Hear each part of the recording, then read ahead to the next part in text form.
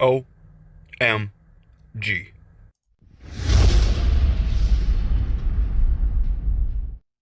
Hello. Today we are going to talk about the Yang-Mills theory a little bit more.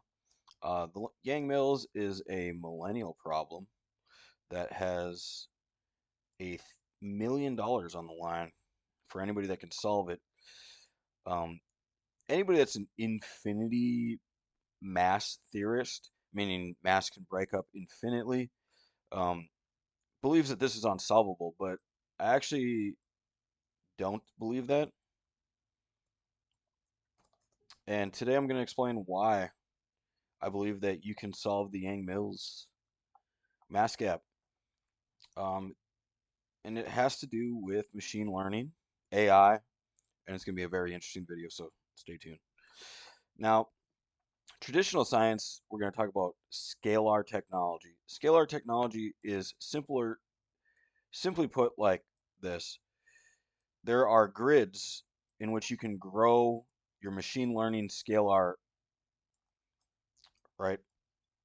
And basically, each and every single one of these would be like a block or a bit or a pixel, for example.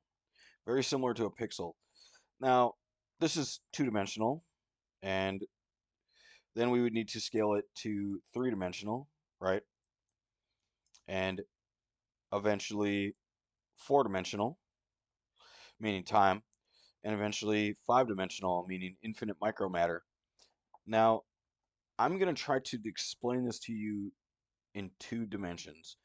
I can only show you this in two dimensions right now because you're on YouTube. So we're just going to assume that this is a five-dimensional block, and we're going to assume that the universe is five-dimensional. And I went over in previous videos the five dimensions. The five dimensions are right here. I'm going to give them again: vacuum, mass, rotational momentum, and momentum. Okay. And then the fifth dimension is going to be infinite micro mass. Okay. So these are the fourth dimensions that we're accustomed to. Time is going to be made up of these. It's going to be made up of momentum. Okay. So the other aspect is going to be perception, operation. So these variables right here need to be accounted for in solving the Yang-Mills mass gap because basically we're solving mass gap for perception, for perceived. Okay, and what I'm going to try and explain this to you is I'm going to try and explain this first in two dimensions. Okay, so we're going to get rid of this board here. We're going to go back to two dimensions. If we can solve Yang-Mills in two dimensions, then we can scale it up to three, four, and five. Okay, so and three, four, and five will be three would be a still image of time. Four dimensions would be the time that we live in and perceive in. And the fifth dimension would be the time around us that influences our time, but we don't see it. Similar to gravitons, an electromagnetic aura, and possibly alternate eyes. So if you use multiple bodies, or if you're already a multiverser, if you're somebody that is into metaversing, you're into bio-augmented reality, and you're in a different metaverse, it'd be similar to the fifth dimension. All right, so people that are tapping into the fifth dimension already. So what I'm going to try and teach you right now is machine learning, two-dimensional machine learning. Machine learning is the first stage. Now we're gonna go here to stage one. This is a multi-phase solution here that I've invented theoretically to solve Yang-Mills. Phase one, we're gonna explain it right here. Basically, you define grids in pixels, like I said before, but then you teach the machine, the artificial intelligence, to cut in between, in the middle, in half. So 1, 1.5, 2. You teach the machine that it is not 1, 1.1, but instead 0.01 and 0.001 infinitely. You teach it that there are infinite microvectors. Now, this only works at the beginning. It has to be done in 2 dimensions. Now, you do not have to create a 2 dimensional Yang-Mills solvent. What we're trying to do is start the logics of a 5 dimensional Yang-Mills logic, solvent, right? Because what we're going to be trying to do is we're going to be trying to find hidden mass, like this particle right here. This particle right here, this is going to be a good time to show you, is hidden right now. It is the hidden mass that you're looking for in Yang-Mills. It can have electromagnetic auras about this big. Electromagnetic auras won't be visible, but they might edit the visible spectrum, which will be the lines that you see here. This would be the visible space. These are visible spaces. The black lines are visible spaces. This dot right here is invisible, as an invisible dot because it's not on the black lines. So the electromagnetic aura can be humongous. It could be this big. It could be an insanely big electromagnetic aura. The electromagnetic aura could be designed and operated in such a way that it's similar to a black hole in which the gravitons of the other electrons, not electrons, but electromagnetic auras, are siphoning in energy to this 1D bit, thus growing its electromagnetic aura even more over time until it will hit its terminal order operation. Terminal order operation, thus collapsing and reverting back down to a smaller electromagnetic aura, possibly even to grow even bigger, or to shrink into becoming a non operating piece of mass or non operating non mass, such as vacuum, meaning it's extinguished all of its resources of mass and energy and is now part of other operations of other mass. And the whole idea is that we're looking for these bits of mass that are hidden, altering our visible space, which is this. Now, this is a representation of 2 dimensions. I'm going to try and scale this to 3 dimensions now. So it's the same exact concept in 3 dimensions. And it'll go straight to the next in fourth dimension and into fifth dimension. The only problem is that this is an infinity. This entire solvent is based off the fact that you have to do it infinitely in order to solve for it. Okay? So in here now, in this third dimension, we're going to put another dot. It's the same exact thing as before. The same exact representation as the third dimension that I was just going over. So now we scale it to the fourth dimension. This dot is moving around. You don't know anymore how it's moving around. So now what you need canon. Canon is basically this, very similar to what I said before. This is now, it is a whole nother step. This is step 2 now. We're going to step 2 because at a fourth dimensional particle, you do not know if it swapped places with another particle or not. You can watch it, you might lose it. If you have the ability to watch it and you believe that you are watching it, how do you know that you're not creating it by watching it? That is a problem with that. Canon, the word canon, K-A-N-N-O-N, I think that's how you spell it, or in Greek, basically means in a measuring stick. In the concept that I'm teaching you right now is basically an infinite measuring stick. So this is the part where you turn into machine learning AI that never stops learning, never stops inventing at this point right now. So canon. We are constantly building higher order and more redundant canon, measuring devices, video capturing devices, alternators, anything that can store data from the real world about real world particle positions. Now we are constantly going to be still creating more accurate cameras endlessly. Now, these cameras aren't going to necessarily be cameras anymore. They're going to be energetic cameras. They're going to be wireless cameras. They're not going to be made out of physical mass. We don't need to control them as a human being. Therefore, it can be in the airwaves. As long as it operates and functions in the airwaves, then it does its job. We personally do not need the ability to see it and control it. Therefore, it can be an energetic based virtual camera. Now, this works because otherwise cell phones shut off. So I'm trying to teach you guys what is going through my mind on solving Yang Mills. This is $1 million. This is not something simple. So we're just going to get to the next, keep going to the next phases here. Okay. Infinite camera development. Wireless or not wireless, virtual, not virtual, doesn't matter. Okay. As long as it's within a tesseract scalar computer, meaning it's calculating four-dimensional mechanics. All right. And if it loses particles, then we're going to go to step 3. All right. When it loses sight, I'm just going to skip to that. When it loses sight of its particles, it'll go to step 3, which is create around the solution. So if this particle right here is moving back and forth, and then boop, it disappears. Where it disappeared at, we're going to create more microscalar solutions and hunting around the position to find what happened to that.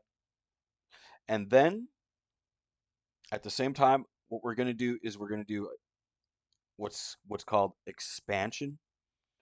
So this is like a two-step thing here. Expansion time voyeurism. I know that sounds crazy to some people. Oh, you can't time travel. You can time travel in the past. You already are. Okay. So this third step right here is removing the loss of the particle in the first place. So removing the loss of the particle in the first place is to watch the past. You are already watching the past. You're already watching the past with these cameras. The whole idea is that we need to swap to older light. So LIDAR, LIDAR comes into play right now. Okay, so once you're at LIDAR phase as well here, then you can start to permutate even more because you're going to be able to find, well, let's say this invisible graviton wave came in here and it combusted the particle all around. And now the particle is this big, right? Relative to, let's say, infinite canon. Let's just say it's automatically true that that's what happened. Now, you have to technically research that forever until you get to the state of truth that you in which you set. Now, truth is a bar. You're going to have to set it somewhere. You can't set it at 100%. There is no such thing in particle verse as 100% true. If you set it to this last line right here, 0% results will come up. Why? Because nothing can be 100% true. You have to find a bar or a medium and have greater than 0, right? Your truth has to be greater than 0 results. Okay?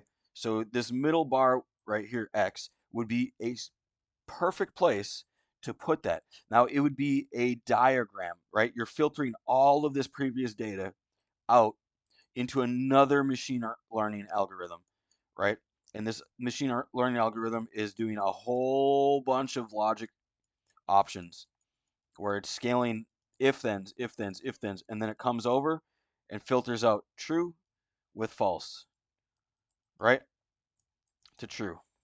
And you have to constantly be editing this. Now, the system can't be perfect, right? There is no perfect system, is kind of the idea here. You're going to constantly be making more perfect systems. This is a natural byproduct of life. This is something that you kind of need in your life. Now, I'm going to say that this is biblical. Satanism, I know this is messed up. I'm going to mix in religion, but that's what my channel is right now, is science, law, and religion. Satanism is the belief that the universe is perfect, and Christianity is the understanding that it isn't. Because you're not supposed to do infinite things. You're not supposed to do them because you don't know until you have the infinite truths to know. When you have the infinite truths to know of these particle verses, then you don't know. And we have a whole bunch of people farming truth for us to keep us healthy, to keep us out of viruses, to keep us out of the, out of that idea of darkness, right? But I'm gonna try and bring it home here to step four. Step four would be botnet solutions, right? So you would take these, you channel them in, you plug it all in, um, and now you have multiple different institutions. You have like Harvard and Stanford and Google and Samsung, and they all are doing this. You have like Verizon, you have the United States military and the United States government, you have foreign entities all in one botnet. We already call this stage right here. It's already invented. It's called Foreign Surveillance Court. All right. That's one of the things that it is. This is the stage that they're at. They're already on all of this. Now, if you scale that back into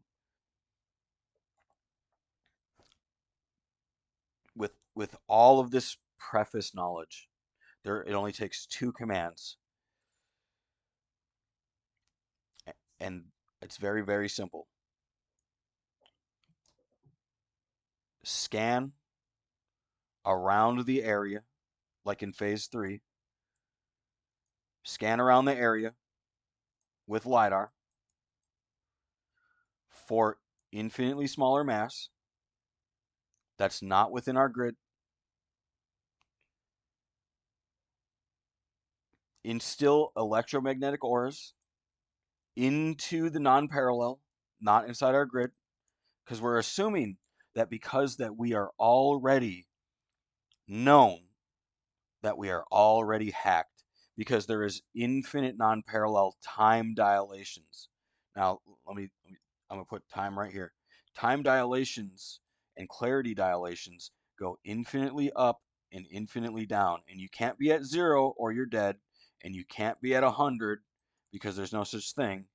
Instead, it's infinity. Okay? So understanding that the time dilations can go infinitely up, infinitely down, the moment you make this network right here that I just taught you is the moment that you know that you are hacked.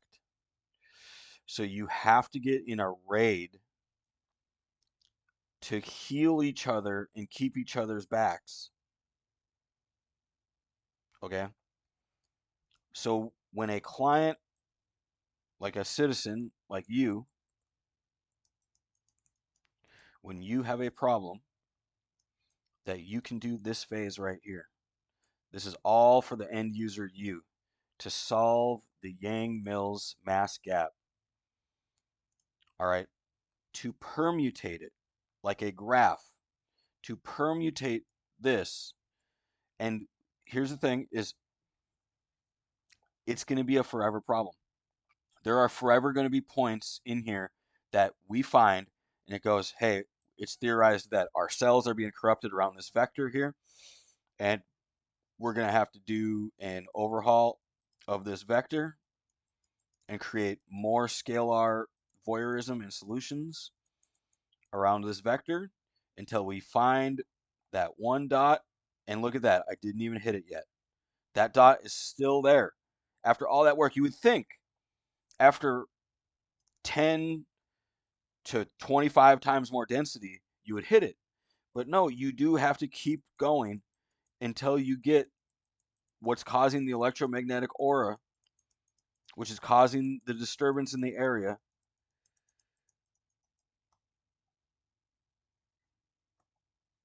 to go away. And then it's on to the next one. And then you get that one. Because that one little dot has electromagnetic auras this big. All right. So this is the only solvent that I'm willing to accept on Yang Mills because it just doesn't make any sense. Like we have no proof that mass cannot be broken up infinitely. The next dilemma on this is some people might say I can't cut this particle in half. Well, that's because that particle has an electromagnetic aura keeping it together at such a big ratio. All you need is a bigger electron magnetic aura with a smaller piece of mass that comes in and cuts it in half.